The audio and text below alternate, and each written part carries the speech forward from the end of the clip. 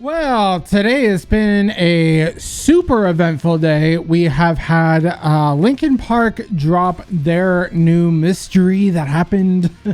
So I actually sat here, ate dinner, and I watched the live event. Unfortunately, I did hear the new song that was performed. I know the announcement now that I believe her name is Emily Armstrong from the band Dead Sarah. They are a rock band from what I gather. I've never heard of them before. So I'm probably going to end up checking out what they sound like on their own. Just, I guess milk this Linkin Park cow, I guess. But I'm going to react to the Emptiness Machine studio version.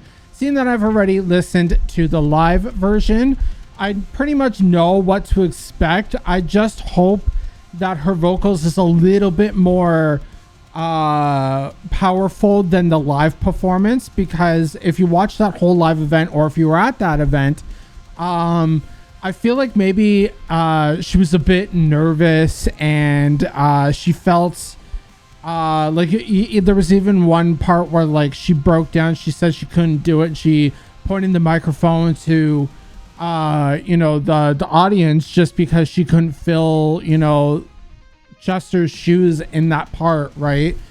She was just feeling very emotional and whatnot. So I feel like the nerves pretty much got the best of her. She's still getting comfortable with doing Linkin Park. This is her very, very, very first show with them. So I don't know how much rehearsal they've had together or anything like that, or if this was just kind of wing it kind of thing. I mean, it didn't really seem too rehearsed, like overly rehearsed, but it I guess she has some sort of talent because her clean singing is really good. It's different enough to not fully replace Chester, but it's it's different enough where you have like a little sprinkle of Chester, like a female Chester, a little bit of a sprinkle of that with like her own uniqueness as well, which I hope everyone can understand, where Linkin Park is coming from. In my ideal world, I don't think I would have chosen another vocalist. If they were going to continue, I think I would have rather Mike take over the full realm of everything. And if they were going to play any songs that had Chester in it, they just had like a backtrack for it or anything like that. As much as that would suck, but I would personally, honestly, honor that rather than this. But to be honest, watching this live stream that happened today, it's actually got me intrigued. And we're gonna be checking out the studio version, seeing that I've already heard the live version from the live stream. So I'll be judging this to see how well her voice fits studio wise overall. But let's just jump right into it. This is the Emptiness Machine from Linkin Park. Let's get it.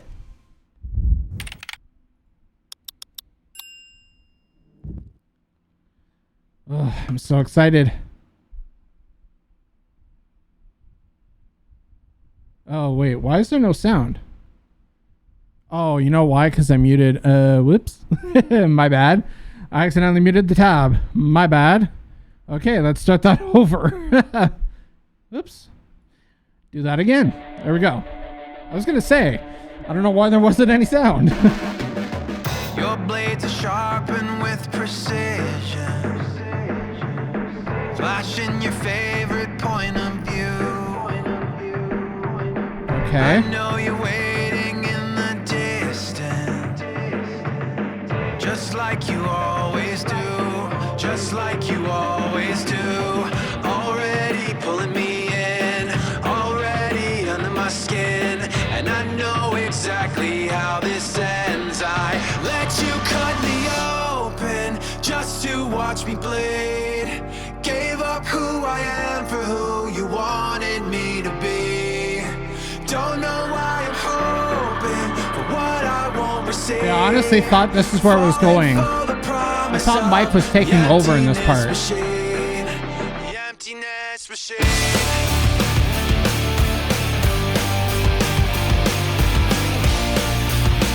kind of happy that they're continuing the minutes to midnight era. Going around like a revolver. It's been decided how we lose. 'Cause there's a fire under the altar. I keep on lying to. I keep on lying to. Already pulling me in. Already under my skin. And I know exactly how this ends. I let you cut me open just to watch me bend. Has more of a punch than the live version. Yeah, I like this better. The raunchiness in her voice just.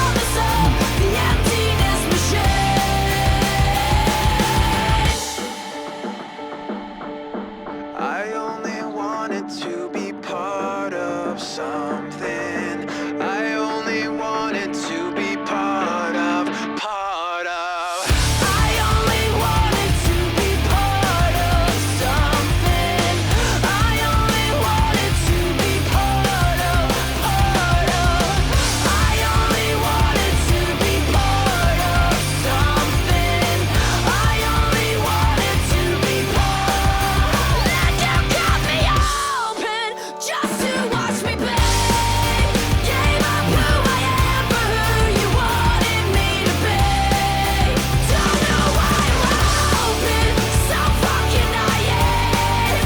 Falling for the promise of the emptiness machine. The emptiness machine. The emptiness machine. I definitely like this better than the live version. The emptiness machine. Yeah. Yeah, definitely enjoyed this more. Okay, so now that we know the studio version, my thoughts on her. So Emily actually has more of a raspy voice. I don't know if it was I'm assuming I guess it was her nerves that like got the best of her during the live performance, because I feel like she wasn't like letting it all out, you know, like the way she did in the studio version here. You know, there was inklings here and there, and as the show went on, she kind of got better a little bit. She got a little bit more comfortable and stuff like that. I mean, I guess you can like really like, especially out of all the members, she had the most pressure on her to perform the hell out of that you know, performance, just because of the huge shoes that she has to fill with you know, not so much replacing Chester Bennington, but like being the newest member of Linkin Park, reigning in the new era kind of thing, right? And honoring Chester Bennington with the vocals that she tried her best to do during the live performance.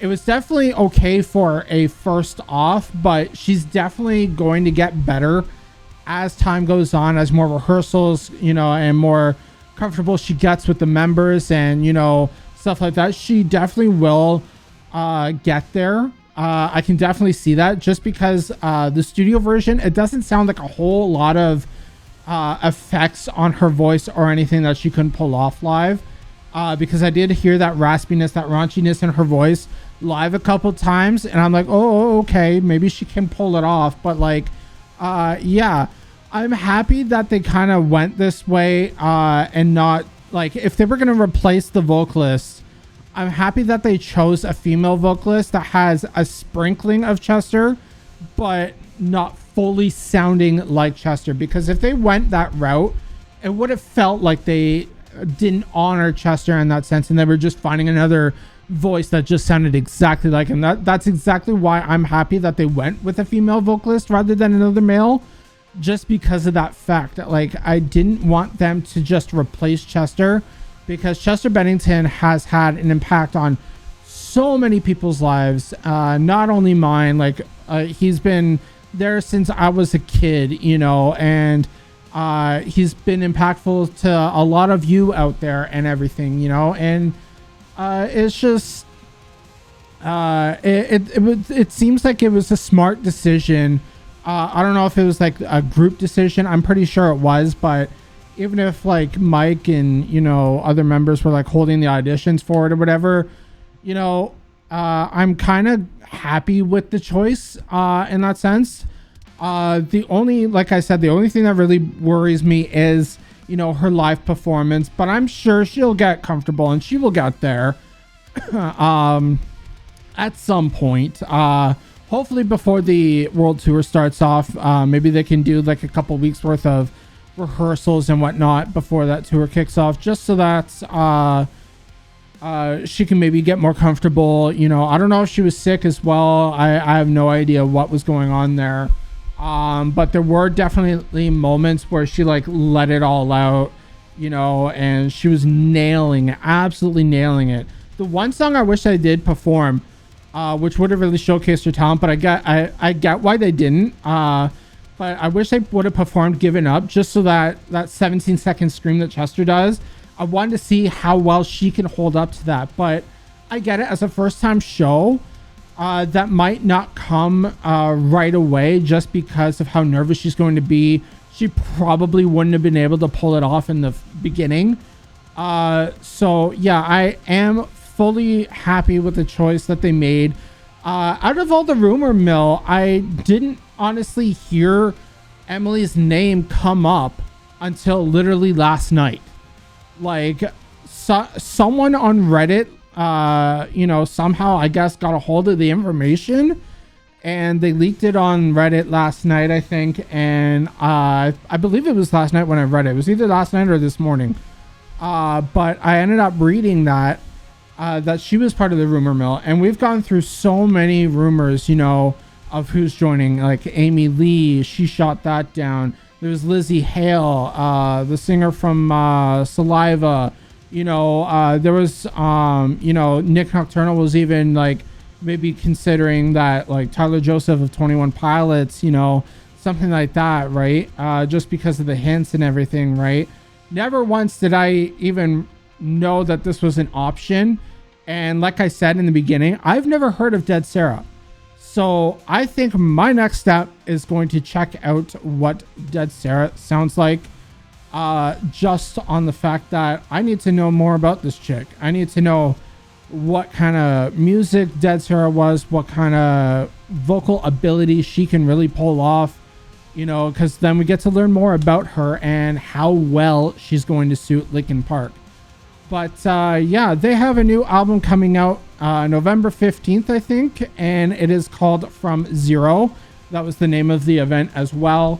Makes sense with the whole clock thing, because they started from zero, and then also what started the whole 21 Pilots rumor was that circle with the line going through it. I forget what it's called, but 21 Pilots has that in their name.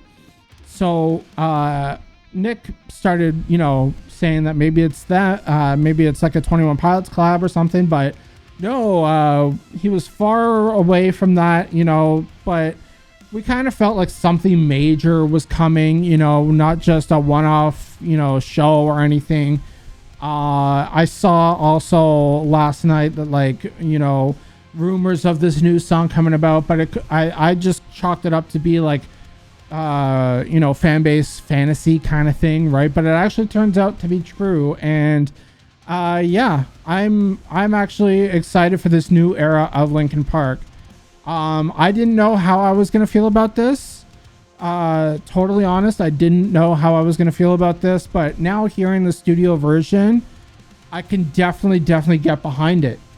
I also, like I said, I love the fact that they're continuing off with like the Minutes to Midnight era. You know, hopefully at some point, maybe when they get more comfortable together as a band and everything, on our future album, maybe they can try and go retro a little bit and go back to like the Meteora or Hybrid Theory era, try and like go a little bit new metal again. But we'll see what the vibes are, I guess, on how the world tour goes and stuff like that. Hopefully they come to Toronto, because as of right now, there's only like, I think 6 dates as of right now. And there's literally none in Canada. There's not a single Canadian date so far. So hopefully that's in the works, because I got to see Linkin Park, I believe, a year before Chester passed away. And I want to be able to see them in their new era now. So hopefully by that time, live shows will get better and everything. I'm really hoping that the fan base for Linkin Park comes together and just, you know, enjoys this new era. You know, of course, there's going to be your typical haters that are just going to hate anything and everything that they put out, you know. And there's also going to be, unfortunately, those like sexist people that are just going to say, oh, a female, blah, blah, blah. But you know what? Like I said, I'd honestly rather have a female vocalist that sounds just a small bit of Chester that can pull off, you know, retro songs, rather than, you know, having someone vocally sound to a T like Chester, just because that would feel like you're not totally honoring Chester in that way, right? But yeah, I'm gonna wrap up my reaction here. I've been blabbing long enough. So if you stayed to the end of the video, I appreciate you. It means a lot. But yeah, I think that's about it. If you like the video and you like this song, I will definitely leave a link down below in the description for everyone to check out. But yeah, like I was saying, if you like the video, don't forget to give it a huge thumbs up and hit that subscribe button. If anyone's new around here, I do react to a lot of metal music. So if you like metal, like metalcore, deathcore, that kind of stuff, stick around and join me. And yeah, we'll have lots of fun here. And yeah, that's about it. I've been SHINEBOXX. Keep shining, everyone. And I will see you all in the next video. Peace.